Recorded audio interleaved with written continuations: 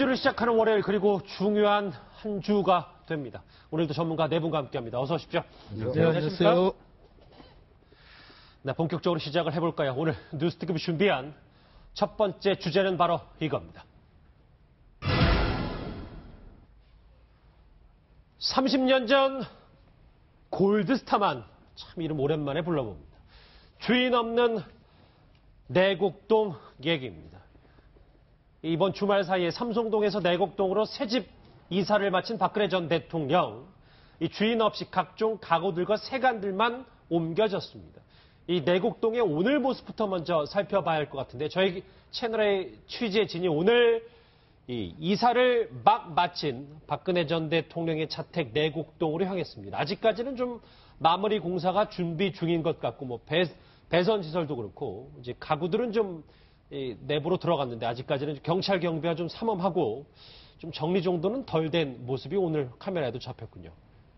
예, 어제 이제 지난 토요일에 이사가 모두 마쳐진 것으로 알려지고 있는데 새삼 가구들이 화제가 되고 있어요. 그런데 이런 와중에 사실 저 내곡동 새집에 가장 먼저 들어간 제품은 박 전 대통령의 피아노라고 할 수 있잖아요. 네, 그렇습니다. 박 전 대통령이 피아노를 정말 사랑한 것 같아요. 네, 그건 사실은 아버지의 영향을 많이 받아서이죠. 박정희 대통령이 피아노 실력이 수준급입니다.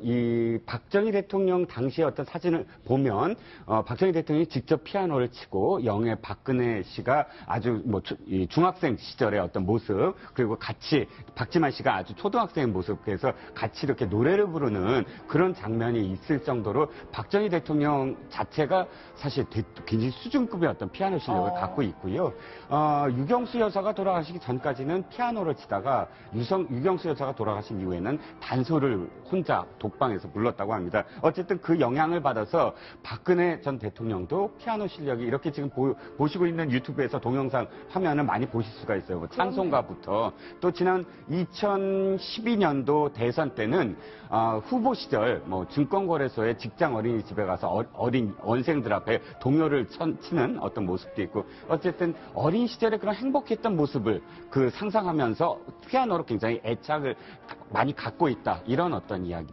피아노가 가장 먼저 이사로 옮겨진 건데 내곡동의 특별한 이웃과 함께 하게 된 동네 주민들 무슨 반응을 내놨을지 그 목소리 한번 들어보시죠. 오늘 이사 오신다. 아침에 7시에 골목 싹 내가 청소했어요. 지지자들 몰려오는 게 제일 우려되죠. 그게 제일 걱정스럽죠. 네, 여기 유명한 사람이 온대. 아이들 나 박수 쳐. 오늘 피아노 깎는 것 같아요.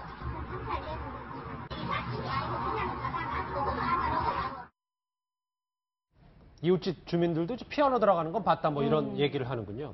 저희가 지금부터 이제 박근혜 전 대통령이 삼성동에서 내곡동으로 이사하는 과정에서 어떤 물건들이 이렇게 눈에 띄었는지 박 전 대통령의 지금까지 성격과 스타일을 다 알아볼 수 있는데 그 얘기를 본격적으로 해보기 전에 오늘 한 언론사와의 인터뷰에서 요리 연구가로 잘 알려졌던 김모 씨, 김막업 할머니가 조금 흥미로운 얘기를 했어요. 이현정님. 네. 저게 원래 해외 순방 때 박근혜 전 대통령이 큰 거울이 달린 화장대를 들고 갔다 뭐 이런 보도가 있었는데 그 보도에서 저렇게 거짓말이다.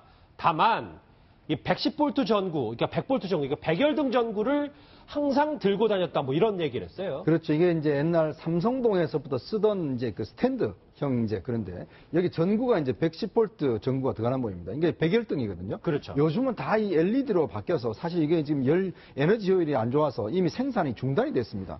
그렇기 때문에 사실 백열등을 구할 수 있는 방법이 별로 없어요. 지금 그거 사러 가시면 거의 없는 상황이거든요.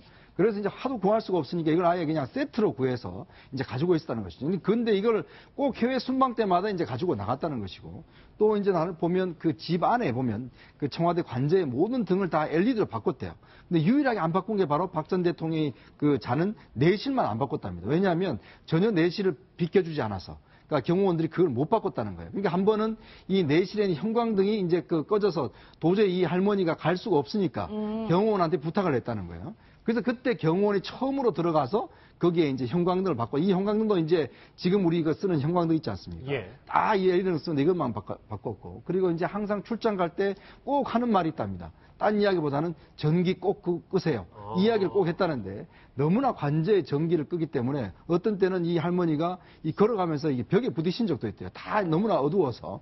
그러니까 그런 정도로 그 평소에 박 전 대통령이 내실에 있을 때 거의 불을 다 끄고 있답니다. 그러니까 자리도 안 비켜줘서 저 형광등도 못 간 거예요. 그렇죠. 형광등 아예 LED 공사를 못한 거죠. 그 방을.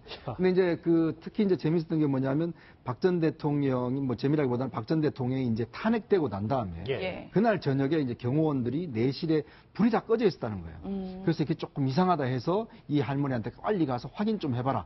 이랬더니 이 할머니가 갔더니만은 라디오가 켜져 있어서 안심을 했다. 이런 이야기도 이제 이 인터뷰를 통해서 하고 있습니다. 예, 사실 이제 지난 토요일에 이사를 하면서 저희가 이런 얘기를 다루게 된 건데 저희 취재 기자들도 현장에 있었어요. 그런데 가전제품이 나오는 브랜드를 봤는데 뭐 럭키금성, 뭐 골드스타 이런 브랜드였다고 하는데 참 저는 참 생소하더라고요, 듣기에. 그렇습니다. 우리나라에 이제 이렇게 가전제품이 처음 만들어질 때 브랜드 이름이죠.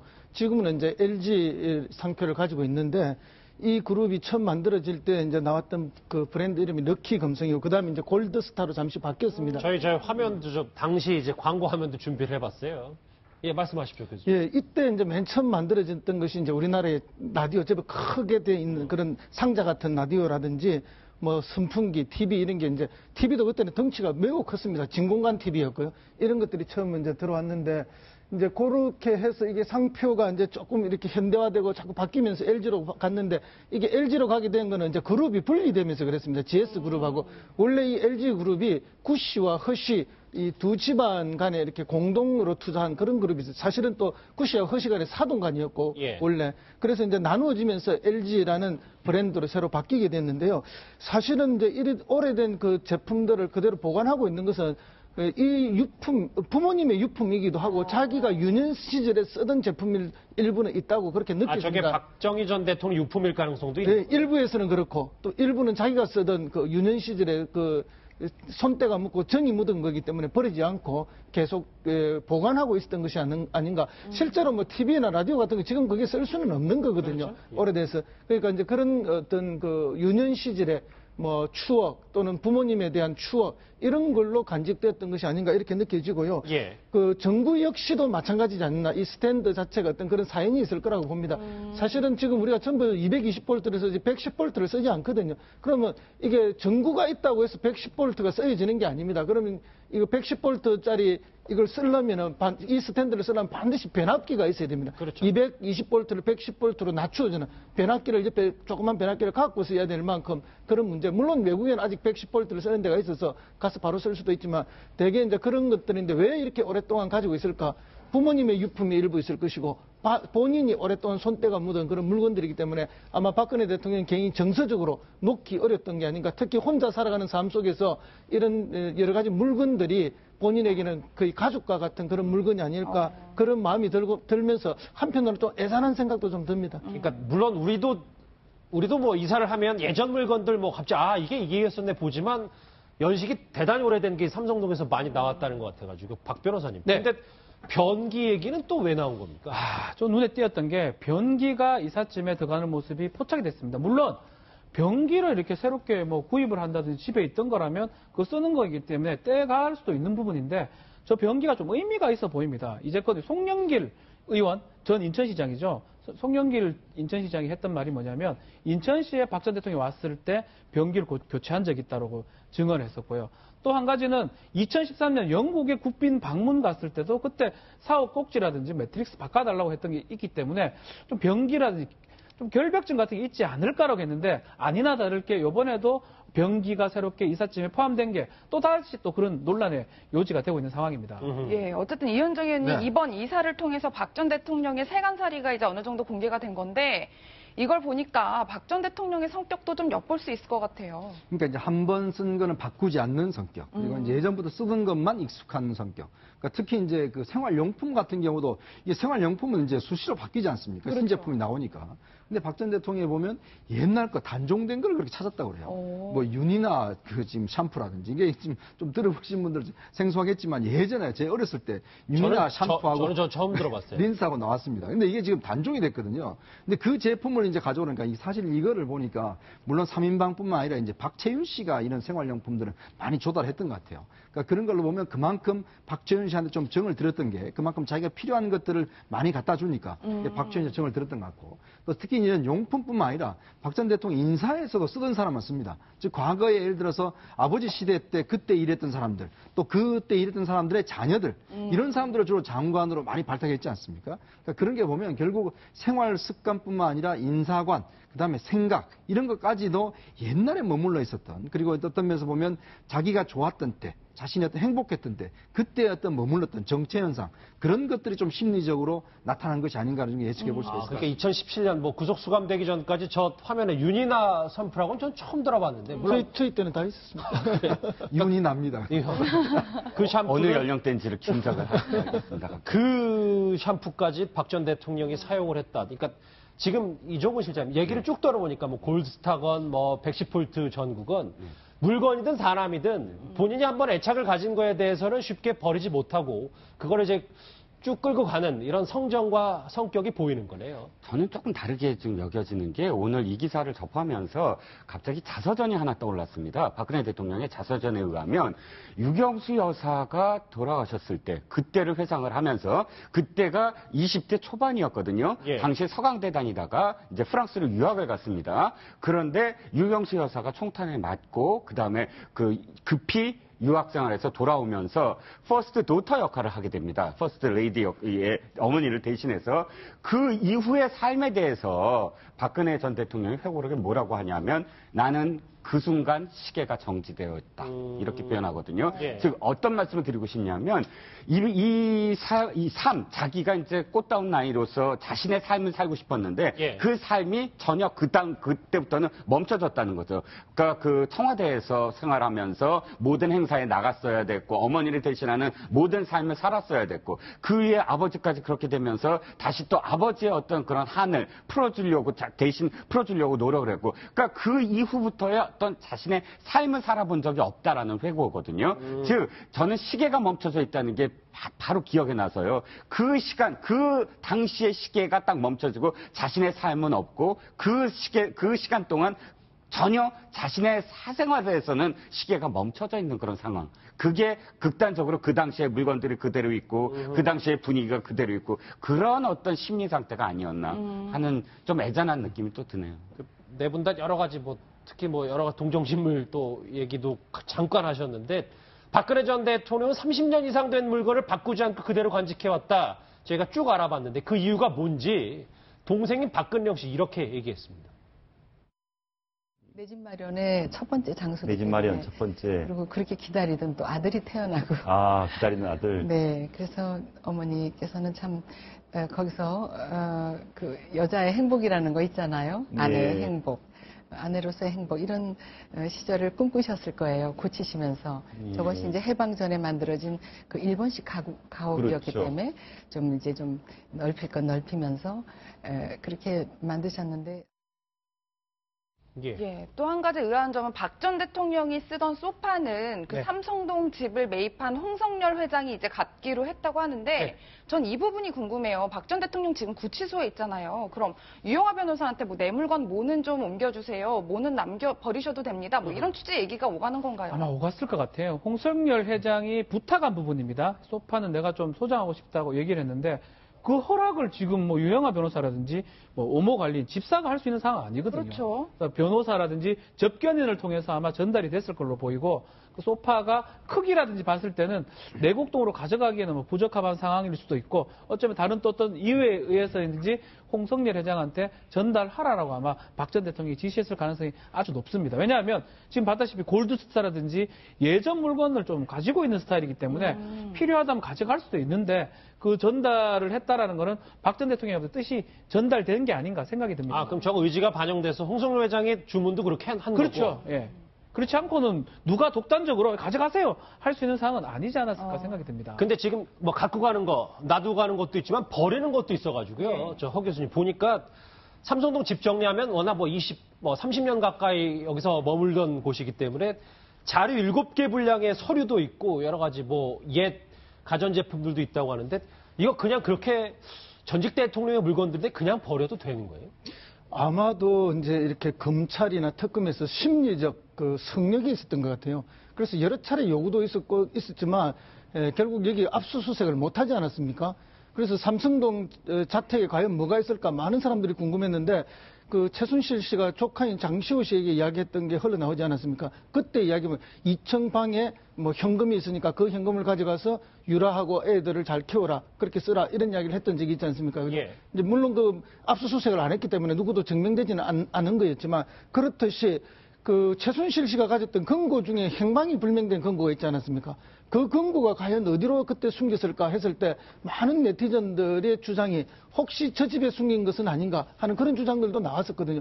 그만큼 삼성동 자택에 대한 여러 가지 의혹이 많았음에도 불구하고 들여다보지 못한 것은 뭐 아쉬움으로 남습니다만 역시 이제 서류라든지 또 이 국정농단 사태와 관련된 증거품들이 혹시 인멸되고 있는 것은 아닌가 하는 그런 의심은 충분히 국민들이 해볼 수는 있다고 생각합니다. 그러나 또 동시에 또 뭐 30년 가까이 살던 집이 뭐 버릴 게 얼마나 많습니까? 이사 가지 않으면 안 버리고 안고 있었던 것도 많기 때문에 맞아요. 그런 뭐 걱정스럽지 않게 버려야 될 것들도 일반적으로는 있었다. 섞여 있었을 가능성은 있다. 그렇게 생각을 하는데요. 아까 피아노 이야기도 나왔지만 소파 이야기도 방금 나왔고 아마도 소파를 저렇게 넘겨주는 것은 제가 볼 때 저 소파는 유년 시절 청와대에서부터 쓰던 소파는 아닐 것이다. 삼성동에 들어가서 산 소파가 아니겠느냐. 그렇기 때문에 박근혜 전 대통령도 넘겨줄 것이다.